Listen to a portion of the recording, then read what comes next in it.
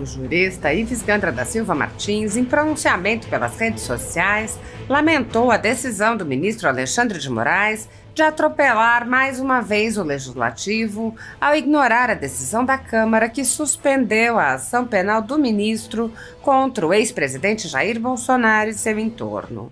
O jurista apontou: o ministro Alexandre de Moraes entende que só uma parte das acusações contra o deputado Ramagem poderia ser impedida de julgamento no Supremo Tribunal Federal, e outros crimes de que é acusado não poderiam ser, motivo pelo qual mantém a ação em relação a todos os outros contra a resolução da Câmara que tenta suspender por completo o processo penal. O jurista lembrou: mais de metade da população, representada por 315 deputados, não está de acordo com a ação. Ele ponderou que, embora haja divergências de interpretação jurídica, a questão política é inegável. Ele disse: do ponto de vista político, indiscutivelmente, há um desconforto no Congresso Nacional em relação ao Supremo. Foram 315 deputados, a Câmara tem apenas 513. Portanto, a maioria mais do que absoluta que demonstram o desconforto com essas penas que o próprio Supremo acha que é exagerado, porque senão não estaria negociando com Alcolumbre uma tentativa de redução, não através do Supremo, que condenou e considera exagerado, porque está apoiando aquilo que vai ser apresentado pelo Alcolumbre de redução de penas.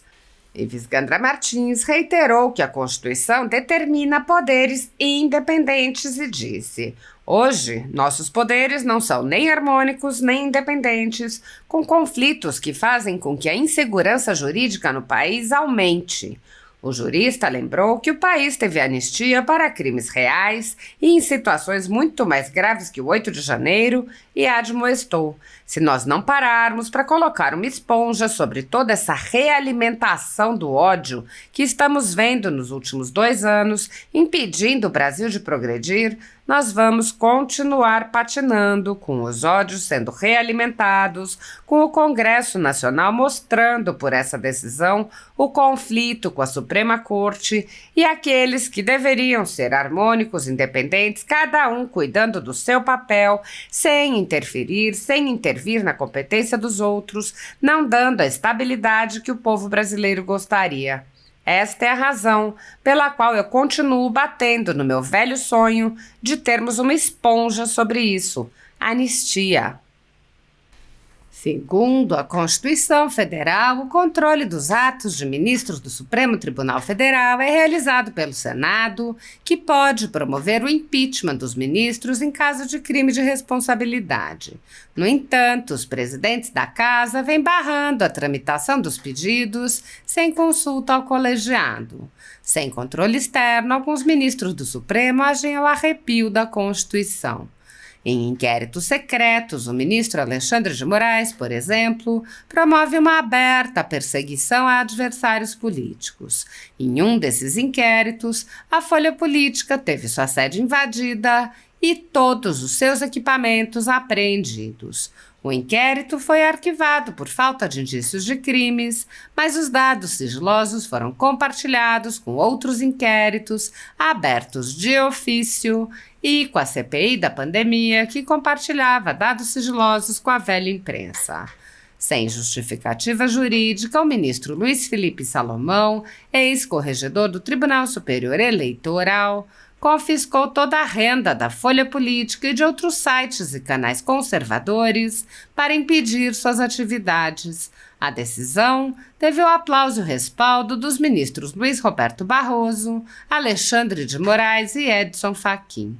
Todos os rendimentos de mais de 20 meses de trabalho de jornais, sites e canais conservadores vêm sendo retidos sem qualquer base legal.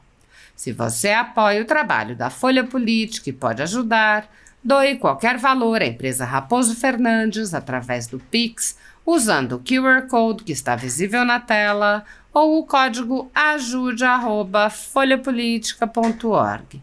Caso não utilize Pix, a opção de transferência bancária para a conta da empresa Raposo Fernandes, disponível na descrição deste vídeo e no comentário fixado no topo. Há mais de 10 anos, a Folha Política vem mostrando os fatos da política brasileira e dando voz a pessoas que o cartel midiático quer calar. pix@ajude@folhapolitica.org. Assista. Volto ao tema do meu Instagram de sexta-feira. O ministro Alexandre de Moraes entende que só uma parte das acusações contra o deputado Ramagem poderia ser impedida de julgamento no Supremo Tribunal Federal e que outros crimes de que é acusado não poderiam ser, razão pela qual mantém em relação a todos os outros, contra uma resolução da Câmara em que eles tentam suspender por completo o processo penal. Minha consideração econômica já feita na sexta-feira, acho que eu queria reiterar, do ponto de vista político, demonstra que mais de metade da população brasileira, representada por 315 deputados, não está de acordo com a ação, ao ponto de suspender inteira uma interpretação de direito que muitos juristas têm contestado, mas que é uma interpretação dizendo que uma ação é única. Essa não foi uma ação individualizada, A, B, C, uma ação para A, para B e para C. Essa é uma única ação, todos colocados no mesmo crime. É evidente que eles suspenderam na interpretação que deram, por entender que seria até ilógico que se suspendesse em relação a um, mas mantivesse em relação aos outros. Se todos fossem considerados criminosos, um estaria beneficiado por ser deputado e os outros não. Então, na interpretação jurídica na Câmara, se a ação foi uma só e não individualizada, ela teria que ser suspensa por inteiro, porque acusa um deputado que depende para ser processado da autorização do Congresso. Interpretação que muitos não concordam, mas tem uma certa lógica jurídica. Os que não concordam entendem que, enfim, ele não pode processar o ministro Alexandre de Moraes, como diz no seu voto, o Ramagem de qualquer forma, porque ele não é permitido ser processado por um impedimento da Câmara seguindo a Constituição. Então, os juristas têm defendido nesse ponto de que o Ramagem teria que ser excluído e não os outros, o que levaria essa situação também incoerente de que ele sendo excluído e os outros condenados, nós teríamos um tratamento diferenciado da justiça no Brasil. Então, do ponto de vista jurídico, as teses estão aí postas. Do ponto de vista político, indiscutivelmente, é um desconforto no Congresso Nacional em relação ao Supremo. Foram 315 deputados, o Câmara dos Deputados tem apenas 513 deputados, portanto, a maioria mais do que absoluta, e demonstra um desconforto com essas penas que o próprio Supremo acha que é exagerado, senão não estaria negociando com a Alcolumbre uma tentativa de redução, não através do Supremo, que condenou e considera exagerado, que está apoiando aquilo que vai ser apresentado pela Alcolumbre de redução de penas. Então, os senhores veem, e esse aspecto que me preocupa, é que nós estamos, o artigo 2º da Constituição, declarando que deveríamos ter poderes harmônicos e independentes.